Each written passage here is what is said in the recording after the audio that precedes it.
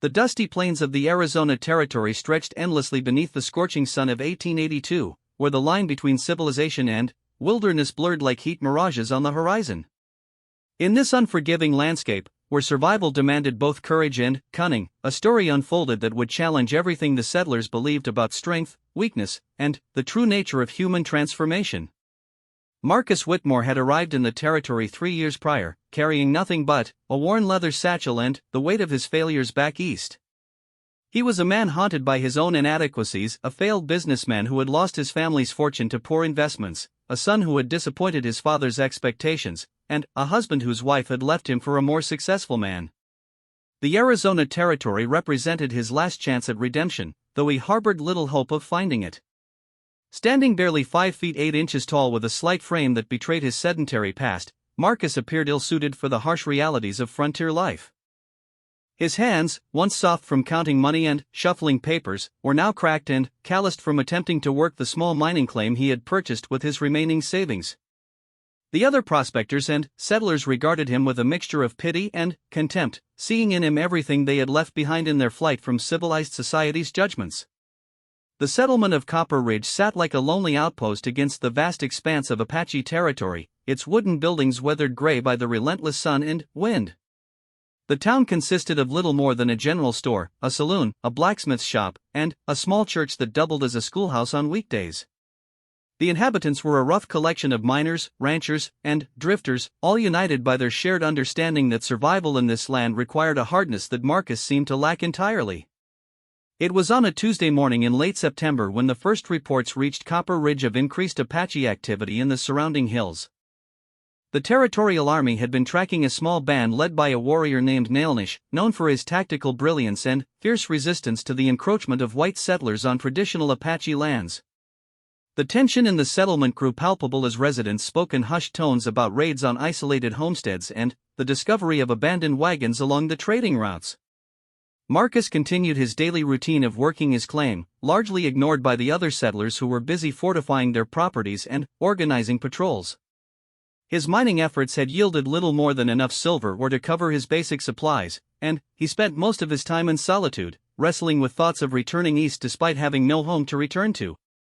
The prospect of failure seemed to follow him wherever he went, a constant companion that whispered reminders of his inadequacies. On the morning that would change everything, Marcus was working near a narrow canyon about 2 miles from his claim when he heard the unmistakable sound of gunfire echoing off the rock walls. His first instinct was to hide, to find a secure position and wait for whatever danger had manifested to pass by without noticing his presence. This had been his pattern throughout life, to avoid confrontation, to seek the path of least resistance, to hope that problems would resolve themselves without requiring his intervention. But, as the gunfire intensified and he heard the terrified screams of a woman, something stirred within Marcus that he had never experienced before. Perhaps it was the isolation of the past 3 years, the gradual stripping away of his civilized pretenses, or simply the recognition that there was no one else who could act. Whatever the source, he found himself moving toward the sound of conflict rather than away from it, his hands trembling as he checked the loads in the old Colt revolver he had purchased but never fired in earnest. The scene that greeted him as he crested a small ridge was one of desperate violence.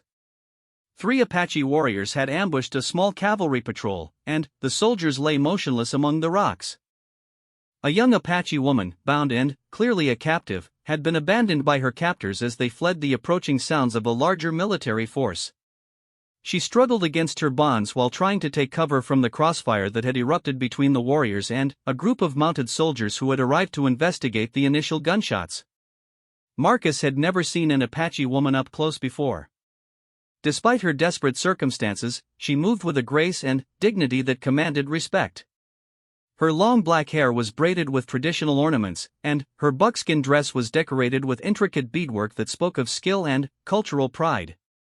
Her dark eyes blazed with defiance even as she worked to free herself from the rawhide strips that bound her wrists behind her back. The tactical situation was deteriorating rapidly. The Apache warriors had taken positions in the rocks above, using their superior knowledge of the terrain to rain arrows and rifle fire down upon the soldiers below. The young woman was caught in the middle, exposed and vulnerable as bullets ricocheted off the canyon walls around her. The soldiers, focused on the immediate threat of their attackers, seemed unaware of her presence or unable to reach her without exposing themselves to certain death. For a moment that seemed to stretch into eternity, Marcus stood frozen by indecision. Every rational thought in his mind screamed at him to retreat, to find safety and let others deal with the situation. He had no military training, no experience with combat, and no reason to believe he could make any meaningful difference in the outcome. Yet as he watched the young woman struggle against her bonds while death flew around her, he realized that this moment represented something he had never encountered before, a situation where his actions, however inadequate they might be, were the only thing standing between an innocent person and almost certain death. The decision, when it came, felt less like a choice than an inevitable surrender to something larger than his fears. Marcus began moving down the slope toward the canyon floor, using what cover he could find among the scattered boulders and scrub brush. His heart hammered against his ribs, and his mouth felt as dry as the desert sand beneath his feet, but he continued forward with a determination that surprised him. The young woman noticed his approach before anyone else did. Their eyes met across the chaos of the battle, and he saw something in her gaze that he had never seen directed toward him before, not pity or contempt, but a recognition of intent that transcended their different backgrounds and circumstances. She had stopped struggling against her bonds and was watching his progress with an intensity that made him feel simultaneously exposed and empowered. Marcus managed to reach her position by staying low and using the confusion of the battle to mask his movements. Up close, he could see that she had been rougher handled by her captors. There were bruises on her arms and a cut on her lip that had dried with blood. Her hands were bound so tightly that the rawhide had cut into her wrists, but she showed no signs of surrender or defeat. Instead, she seemed to be calculating, planning, waiting for the right moment to act. "I'm going to cut you loose," Marcus whispered, pulling out the small knife he used for mining work. "When I do, we need to move fast." She nodded once, a sharp, decisive gesture that communicated more than words could have. As he worked at the stubborn knots, he could hear the battle shifting around them. The soldiers were beginning to gain ground, forcing the Apache warriors to fall back to higher positions, but this also meant that the area around the young woman would soon become a killing ground as the combatants repositioned themselves. The rawhide finally parted under his blade, and the woman immediately began rubbing circulation back into her hands. She was studying their surroundings with the practiced eye of someone who had grown up in this landscape, identifying escape routes and potential hazards with an expertise that Marcus envied. When she spoke, her English was clear but accented, indicating an education that surprised him. "There," she said, pointing to a narrow cleft in the canyon wall about 50 yards away. "We can reach the horses." "Horses?" Marcus asked, then followed her gaze to see several Apache ponies tied in the shelter of an overhanging rock formation. He had been so focused on the immediate danger that he had failed to notice them, but she had obviously been aware of their location throughout her captivity. "You go first," he said, but she shook her head firmly. "Together, or they will cut us down separately." The wisdom of her words was undeniable, and Marcus found himself nodding agreement to a plan formulated by someone he had known for less than 5 minutes. They began moving toward the horses, keeping low and using the terrain to mask their movement. Behind them, the battle continued to rage, but Marcus found that his awareness had narrowed to focus solely on their immediate environment and the young woman moving beside him with fluid, silent grace. They had covered about half the distance when one of the Apache warriors spotted them. Marcus heard the whistle of an arrow passing close to his head, followed immediately by the sharp crack of a rifle shot. The woman had produced a knife from somewhere and was urging him to move faster, but his legs felt leaden with fear and uncertainty. This was the moment he had dreaded, direct confrontation with an opponent who was undoubtedly more skilled, more experienced, and better equipped for violence than he was. The warrior was young, perhaps 20 years old, with the lean build and confident movements of someone who had been trained for combat since childhood. He carried a rifle in one hand and a war club in the other, and his face was painted with traditional markings that spoke of his readiness for battle and death. As he approached their position, Marcus realized with crystal clarity that running was no longer an option. The distance to the horses was too great, and their pursuer was moving too fast.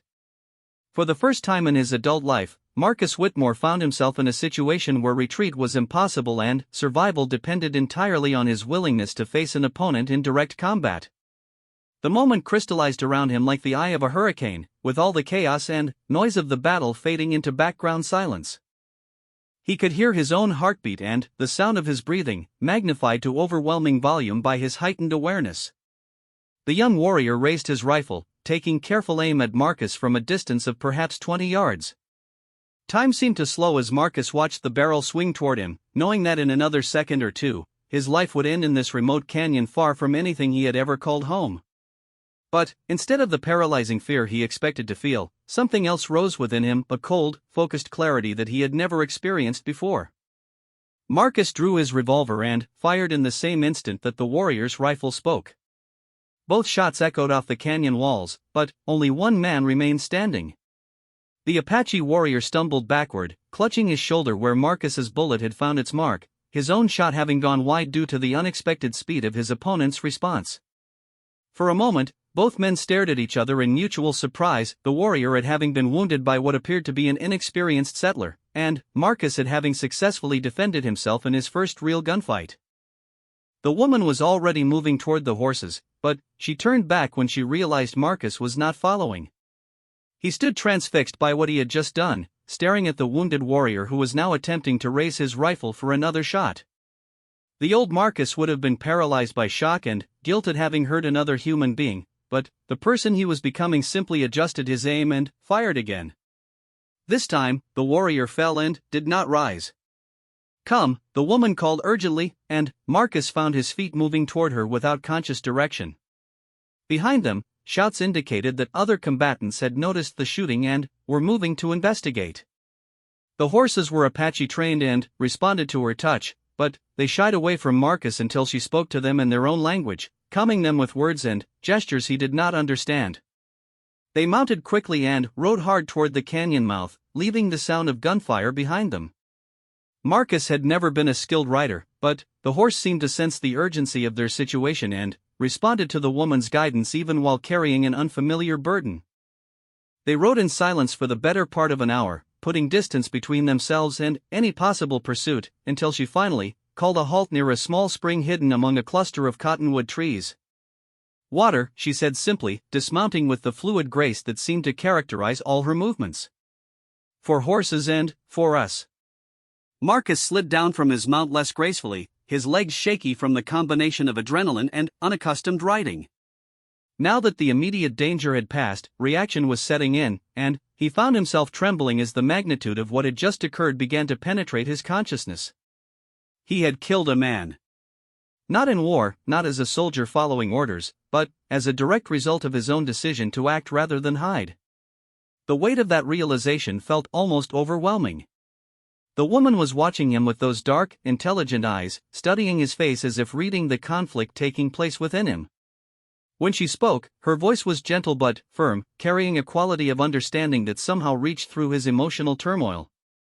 "First time," she observed. It was not a question. Marcus nodded, not trusting himself to speak without revealing the depth of his uncertainty. He had expected to feel victorious or proud of having successfully defended them both, but instead he felt hollow, changed in some fundamental way that he could not yet comprehend. The man he had been that morning seemed like a stranger now, someone he had known long ago but could barely remember. "It was necessary," she continued, settling herself on a flat rock beside the spring. "He would have killed us both if you had hesitated." "I know," Marcus managed to say, though his voice sounded strange to his own ears. "That doesn't make it easier." "It should not be easy," she replied. "When killing becomes easy, a man loses something important. You defended yourself and protected another. There is honor in that." They sat in silence for several minutes, listening to the sound of water running over stones and the distant call of a hawk circling overhead. Marcus found himself studying his companion more carefully now that they were safe and he had time to really see her. She appeared to be in her early 20s, with the kind of natural dignity that came from growing up in a culture that valued strength and wisdom equally. Her hands, he noticed, bore the calluses of someone accustomed to hard work, but they moved with precision and grace whether she was tending to the horses or simply gesturing as she spoke. "I should thank you," she said eventually, breaking the comfortable silence between them. "You risked your life for a stranger. Anyone would have done the same, Marcus replied automatically, then paused as he realized that was not true. He had lived among the settlers of Copper Ridge for 3 years, and he knew that most of them would have considered an Apache woman, even one in distress, to be someone else's problem. The casual racism and suspicion that characterized relations between the two peoples would have prevented most men from acting as he had. "No," she said quietly, "they would not. I have been watching your people for many years."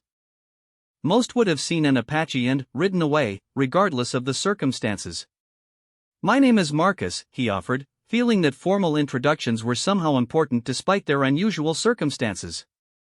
"I am called Ayana," she replied. "It means eternal blossom in my language, though I have not felt much like a blossom recently." "What happened? How did you come to be their captive?" Her expression darkened, and Marcus could see that the memory was painful. When she spoke, her voice carried undertones of anger and loss that made him regret having asked the question. "I was traveling with my grandmother to visit relatives when we were taken by raiders, not our people, but Apache from another band who have chosen to profit from the war between your people and mine. They killed my grandmother and planned to sell me to men who traffic in captives." She paused, staring into the middle distance as if seeing events that had occurred days earlier. "I had been their prisoner for 5 days when the soldiers found them."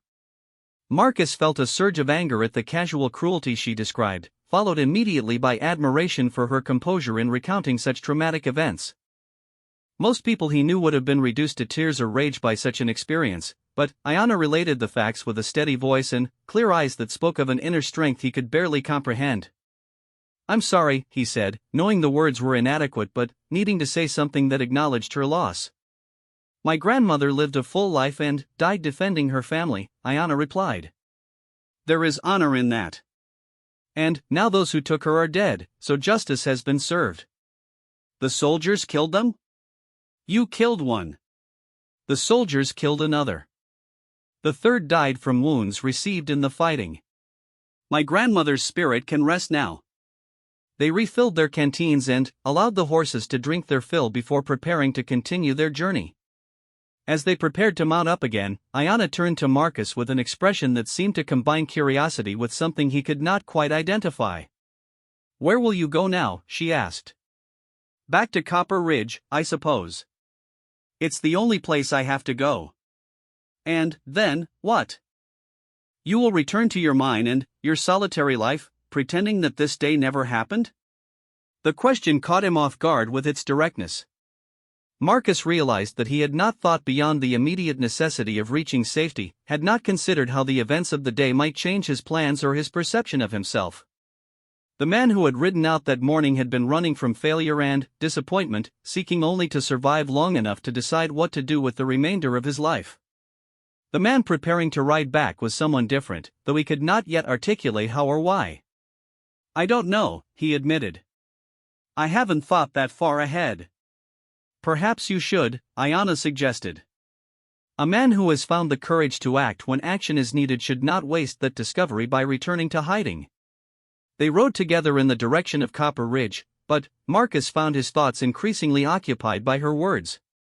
For 3 years, he had told himself that his isolation was necessary, that he needed time to recover from his failures and plan his next move.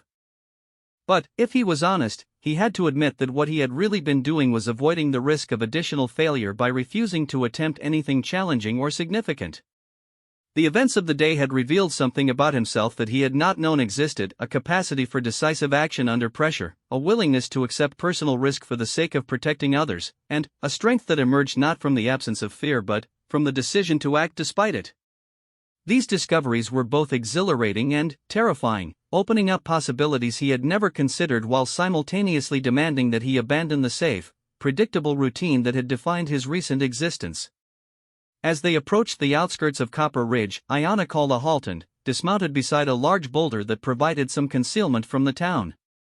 Marcus stopped beside her, puzzled by her sudden caution. "I cannot enter your town," she explained.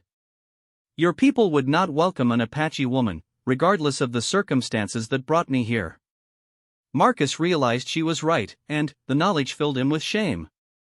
The settlers he lived among would see only her heritage, not her intelligence or dignity or the courage she had shown during their escape. Many would assume she was somehow responsible for the violence they had fled, despite the obvious signs that she had been a captive rather than a willing participant. "Where will you go?" he asked, though he suspected he already knew the answer. "To my people. There is a winter camp about 2 days' ride north of here. I will be safe there." "Will you be welcome? After being captured, I mean?" Ayana smiled for the first time since he had known her, an expression that transformed her entire face and gave him a glimpse of the person she must have been before trauma and loss had marked her. "Among my people, surviving captivity requires no explanation or justification. I will be welcomed home with celebration and relief." They stood together beside their horses, and Marcus realized that in a few minutes she would ride out of his life as suddenly as she had entered it. The prospect filled him with an unexpected sense of loss, as if something important was being taken away from him just as he was beginning to understand its value. "Will I see you again?" he asked, then immediately felt foolish for the question. "That depends," she replied, "on whether you choose to remain the man you were this morning, or become the man you proved you could be this afternoon." "I don't understand." "You do," she said gently.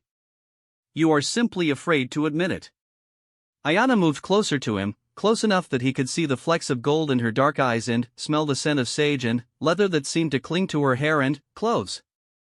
When she placed her hand on his chest, he could feel the warmth of her palm through the fabric of his shirt. "In my culture," she said quietly, "when a warrior saves the life of another, a bond is created between them. The rescued person becomes responsible for the welfare of their rescuer, just as the rescuer becomes responsible for the protected person. It is a sacred obligation that cannot be dismissed or ignored." "What does that mean?" "It means that by your actions today, you have claimed me and I have claimed you. We are bound together by honor and mutual obligation until one of us chooses to release the other." Marcus felt his heart racing as the implications of her words sank in. "And if neither chooses to release the other? Then, we must find a way to fulfill our obligations despite the barriers that exist between our peoples." The weight of her statement hung between them like a challenge and a promise combined. Marcus understood that she was offering him something far more significant than simple gratitude. She was suggesting a connection that would require him to completely reimagine his life and his future. The safe, isolated existence he had built in Copper Ridge would become impossible if he accepted the bond she described. "I'm not brave enough for something like that," he said, voicing his deepest fear. "I'm not strong enough to face the kind of opposition we would encounter." "The man who saved my life today is stronger than he knows," Ayana replied. "But strength is not something that exists independent of choice. Every day, you must choose to be strong, or you will become weak again. Every challenge you face either builds your strength or reveals its limits. And if I choose wrongly? If I fail? Then, you will have failed while trying to become something greater than you were, rather than failing while hiding from the possibility of greatness." The late afternoon sun was beginning to cast long shadows across the landscape, and Marcus knew that they would soon have to part ways. The town of Copper Ridge lay before him, with its familiar routines and comfortable predictability, while the path Ayana suggested led into unknown territory both literally and figuratively. "How do I find you?" he asked. "If I decide to accept this bond you're talking about?" "You don't find me," she said with a smile that held both mischief and solemnity. "If you truly choose to become the man you were today, I will find you. The Apache know many things about the movements of people in this territory. When you are ready, I will know." "How will you know I'm ready?" "Because you will stop hiding from yourself and start living as the person you discovered you could be." Ayana mounted her horse in a single fluid motion and gathered the reins in her hands. Before riding away, she leaned down and touched Marcus's face gently with her fingertips. "The man who destroys his weak self can never be destroyed by others," she said.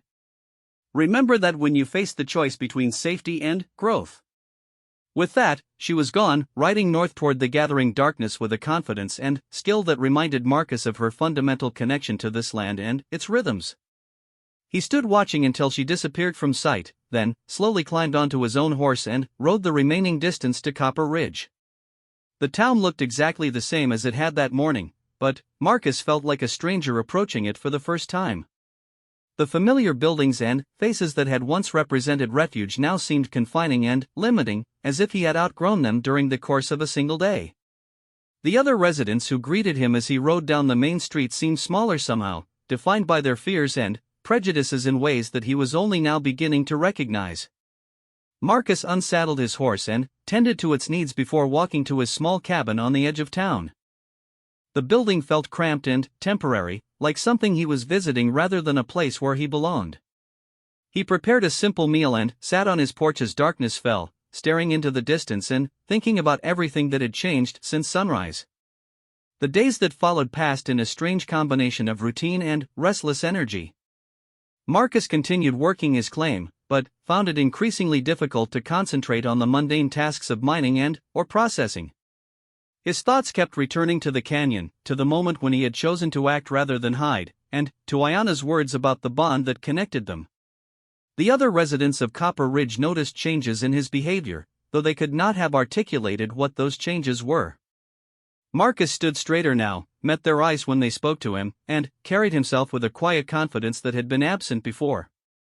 When discussions turned to Indian troubles or territorial politics, he listened with an attention that bordered on intensity, though he rarely contributed to the conversations. 3 weeks after the rescue, Marcus made a decision that surprised even himself. He sold his mining claim to another prospector for a fraction of its potential value and used the money to purchase supplies for an extended journey. When asked about his plans, he replied only that he had business to attend to in the territory and was not certain when he would return. On a clear October morning, Marcus Whitmore rode out of Copper Ridge carrying everything he owned in his saddlebags and a pack horse. He had no specific destination in mind, only a general direction north and a growing certainty that his old life had ended the moment he chose to rescue Ayana from the canyon. Whatever came next would require him to discover who he could become rather than remaining who he had always been. The transformation he was undergoing felt both gradual and sudden, like a river that appears calm on the surface while running swift and deep underneath. Each day on the trail brought new challenges that forced him to rely on instincts and capabilities he had never needed before. He learned to read the landscape for signs of water and shelter, to identify the tracks of different animals, and to sense the approach of weather changes hours before they became visible on the horizon. More importantly, he learned to trust his own judgment in situations where hesitation could mean the difference between life and death. When he encountered a small group of Mexican traders who had been robbed and left stranded, he did not debate whether to help them but immediately shared his water and supplies while helping them reach the nearest settlement. When he stumbled upon a wounded prospector who had been mauled by a bear, he spent 3 days nursing the man back to health before helping him return to civilization. Each act of courage, however small, seemed to build upon the previous ones, creating a foundation of confidence and competence that grew stronger with use. The man who had once hidden from confrontation now found himself actively seeking opportunities to help others, not from any sense of altruism but from a growing understanding that courage was like a muscle that required exercise to maintain its strength. Winter was approaching when Marcus finally encountered signs of Apache presence in the form of tracks and carefully concealed campsites that most travelers would have missed entirely. He had been living in the wilderness for nearly 2 months by then, and the experience had changed both his appearance and his bearing. His clothes were weathered and practical, his hands permanently stained with dirt and calluses, and his eyes held the alert wariness of someone who had learned to read danger in the landscape around him. He was camped beside a small stream when she found him, appearing out of the evening shadows with the same silent grace he remembered from their first meeting. Ayana looked exactly as she had months earlier, but something in her expression suggested that she was not surprised to find him there. "You came," she said simply, settling herself beside his small fire without invitation. "Did you doubt that I would?" "No. But I wondered how long it would take you to find the courage." They sat together in comfortable silence for several minutes, each studying the changes that time and experience had wrought in the other. Marcus found that her presence felt both familiar and new, as if he was meeting her for the first time while simultaneously resuming a conversation that had never really ended. "You look different," Ayana observed. "Stronger." "I feel different," Marcus admitted. "Like I'd been living someone else's life and, finally, woke up." "And what do you plan to do with this awakening?" The question was direct and challenging, requiring him to articulate plans and aspirations he was still developing. Marcus realized that while he had made the decision to leave his old life behind, he had not fully thought through what he hoped to build in its place. "I don't know exactly," he said. "I only know that I can't go back to hiding from life and pretending that safety is more important than meaning." "That is a good beginning," she replied. "But beginnings require completion. What will you do when the people of both our races oppose the connection between us? What will you do when they call you traitor and me savage? What will you do when they try to separate us by force?" "I'll face those challenges when they come," Marcus said, surprised by his own certainty. "I spent too many years running from difficulties to waste any more time worrying about problems that might never materialize." Ayanna smiled, and the expression transformed her face with warmth and approval. "Now you sound like the man who saved my life rather than the one who apologized for existing." Over the following days, Ayanna led Marcus to the winter camp where her people had settled for the cold months ahead. The journey took them through landscapes of stunning beauty and harsh practicality, where survival required constant attention to detail and adaptation to changing conditions. Marcus found himself learning not just about Apache customs and language, but about a fundamentally different approach to living that emphasized harmony with natural rhythms rather than domination over them. The Apache camp was larger than he had expected, consisting of nearly 50 families who had gathered together for mutual protection and support during the winter months. The response to his arrival was mixed. Some regarded him with suspicion or hostility, while others seemed curious about the white man who had earned Ayanna's respect and protection. A few, particularly the older members of the band, treated him with cautious acceptance that suggested they were willing to judge him by his actions rather than his ancestry. The leader of the winter camp was Ayanna's uncle, a man named Cochise who possessed the kind of natural authority that came from years of making life and death decisions for his people. He was perhaps 50 years old, with gray streaking his long black hair and scars on his arms and chest that spoke of a lifetime spent in conflict. His initial interview with Marcus was conducted entirely in Apache, with Ayanna serving as translator, and Marcus understood that he was being evaluated according to criteria that had nothing to do with white concepts of worth or status. "My uncle wants to know why you have come here," Ayanna explained after a lengthy exchange in their native language. "Tell him that I came because I gave my word to someone who saved my life as surely as I saved hers," Marcus replied. "And because I discovered that a man cannot become who he is meant to be by hiding from who he might become." Cochise listened to the translation with an expression that revealed nothing of his thoughts. When he responded, his voice carried the weight of authority and judgment combined. "He says that words are easily spoken but difficult to live by," Ayanna translated. "He wants to know what you are prepared to sacrifice to prove that your words reflect your true intentions." "Everything," Marcus said without hesitation. "I've already given up my old life. I'm prepared to give up whatever else is necessary." The conversation continued for another hour, covering topics ranging from Marcus's background and motivations to his understanding of the conflicts between Apache and white settlers. Throughout the interview, Cochise seemed to be probing not just for information but for evidence of character and commitment that would help him decide whether this unusual visitor represented an opportunity or a threat to his people's welfare. Finally, Cochise spoke directly to Marcus in heavily accented but clear English, indicating that the formal portion of their meeting had concluded. "You will stay with us through the winter," he said. "You will learn our ways and contribute to our survival. In the spring, we will decide whether you have truly chosen to become something new, or whether you are simply a confused white man playing at being Indian. And if you decide I'm just confused, then you will leave and never return. And if you betray our trust or bring harm to our people, you will die." The warning was delivered without malice or anger, simply as a statement of fact that reflected the harsh realities of survival in a land where trust was a luxury that could cost lives if misplaced. Marcus nodded his understanding and acceptance of the terms, recognizing that he was being offered an opportunity that few white men had ever received. The months that followed were among the most challenging and rewarding of Marcus's life. The physical demands of surviving in Arizona winter in traditional Apache fashion pushed him to limits he had never imagined, while the cultural and linguistic barriers required him to develop entirely new ways of thinking and communicating. Every day brought lessons in tracking, hunting, crafts, and survival skills that had been refined over generations of life in the desert.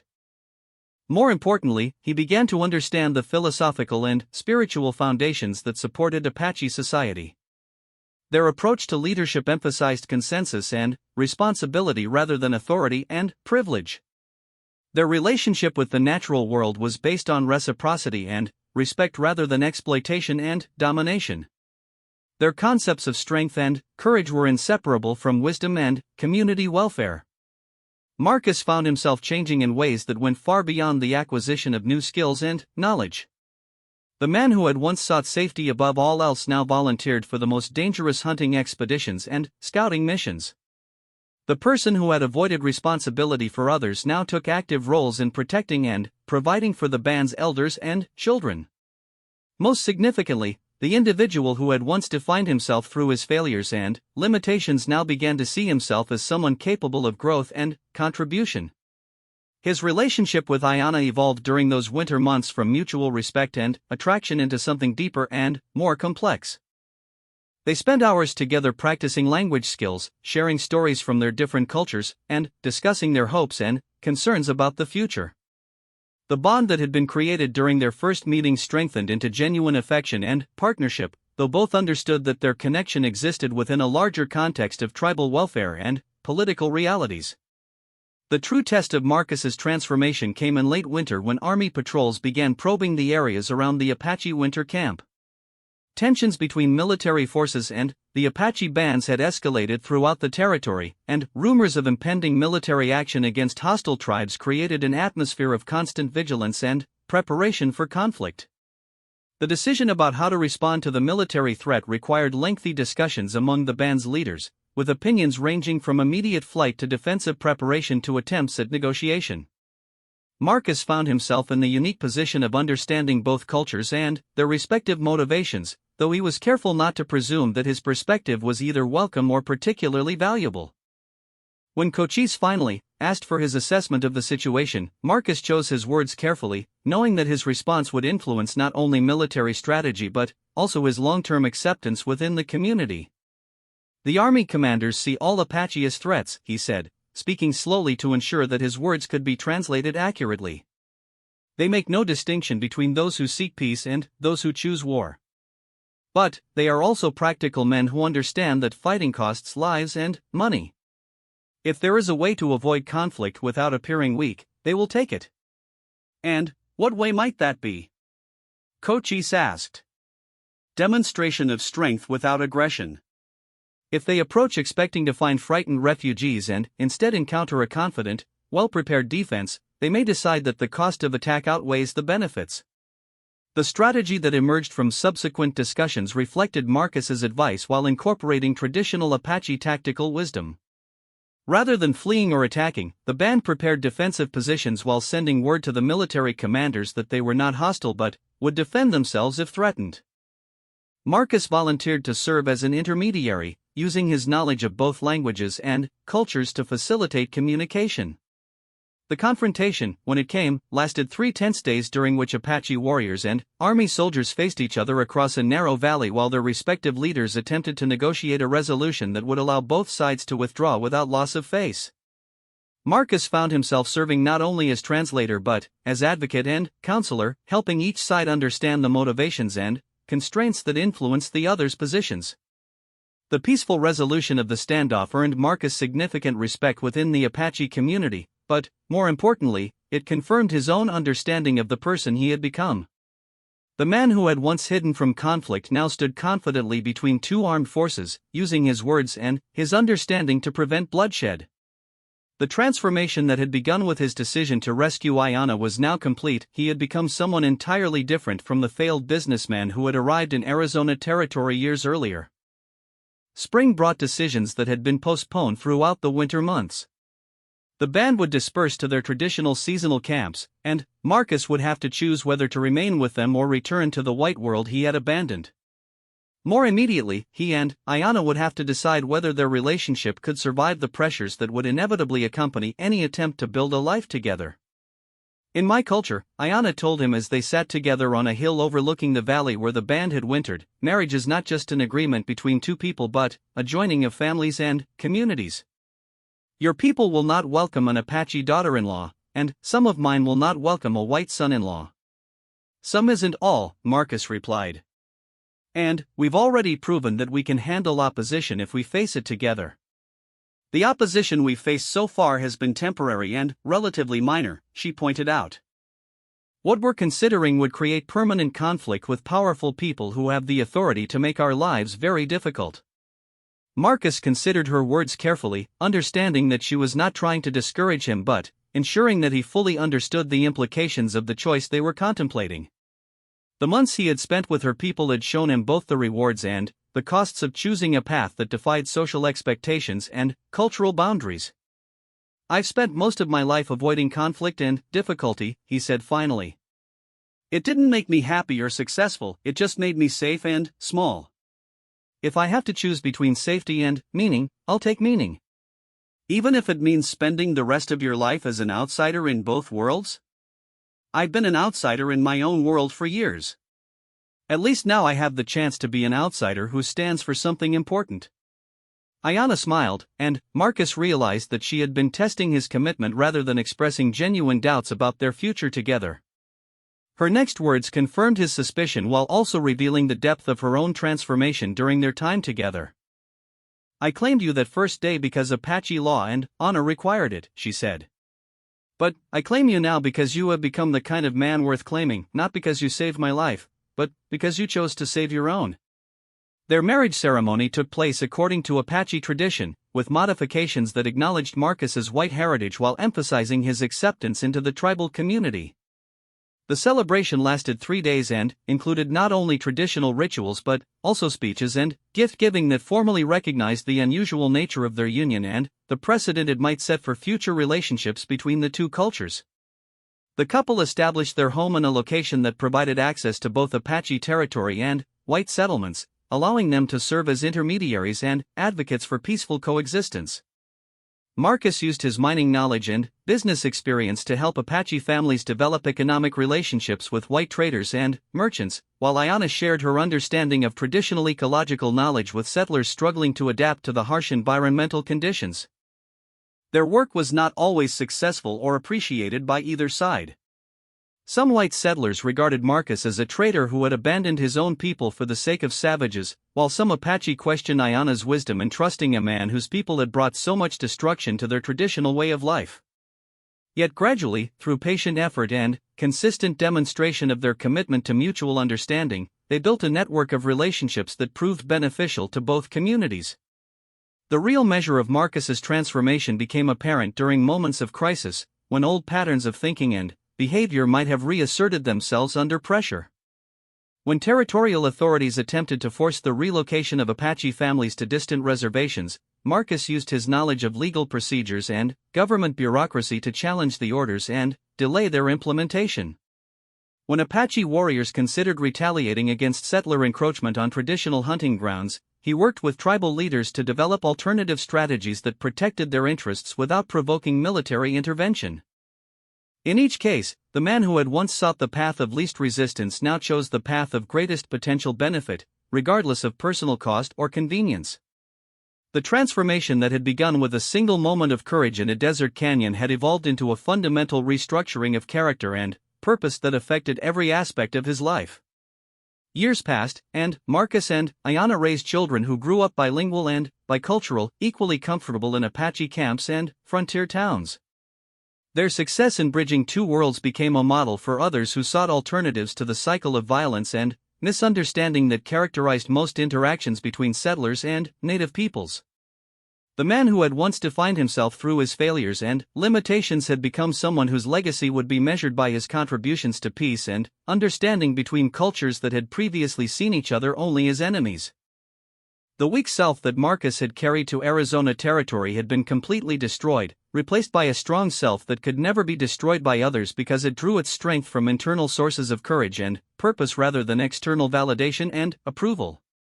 Looking back on the journey that had transformed him from a failed businessman hiding from life into a respected leader working for intercultural harmony, Marcus understood that the moment of rescue in the canyon had been less about saving Ayanna's life than about discovering his own. The Apache girl who had claimed him after his rescue had given him the greatest gift possible, the opportunity to become the man he had been meant to be all along, if only he had possessed the courage to destroy the weak self that had been holding him back. The story of their love had become legendary throughout the territory, told and retold around campfires and in saloons as an example of how individual choices could transcend cultural boundaries and create new possibilities for human connection. But, for Marcus and Ayanna, the most important aspect of their story was not its romantic elements but its demonstration that people could choose to become something greater than their circumstances and backgrounds had prepared them to be. The man who destroys his weak self can never be destroyed by others, because he has taken control of the process of his own transformation and made himself stronger than any force that might oppose him. This truth, learned in the crucible of desert survival and intercultural conflict, became the foundation upon which Marcus built not only his own life but a legacy of courage and growth that would inspire others long after his story had passed into legend. In the end, the Apache girl had been in danger, and her rescue had led to their mutual claiming of each other. But the deeper truth was that both had been in danger, she from physical harm, and he from the spiritual death that comes from living a life of fear and limitation. Their salvation had been mutual, achieved through the courage to act when action was needed and the wisdom to choose growth over safety when the two came into conflict. The weak self that Marcus had carried to the Arizona territory was buried forever in the desert soil, replaced by a strong self that drew its power from love, purpose, and the understanding that true strength comes not from avoiding challenges but from meeting them with courage and determination. He had learned that the greatest victory possible for any human being is not the defeat of external enemies but the conquest of internal limitations that prevent the full expression of potential and purpose. This was the lesson that the Apache girl had taught him through her claiming not that rescue creates obligation, but that obligation creates opportunity, and that opportunity accepted with courage and commitment can transform not only individual lives but entire communities and cultures. The man who had once been weak had chosen to become strong, and, in doing so, had discovered that such transformations are possible for anyone willing to pay the price in courage, commitment, and the willingness to destroy old selves in order to birth new ones.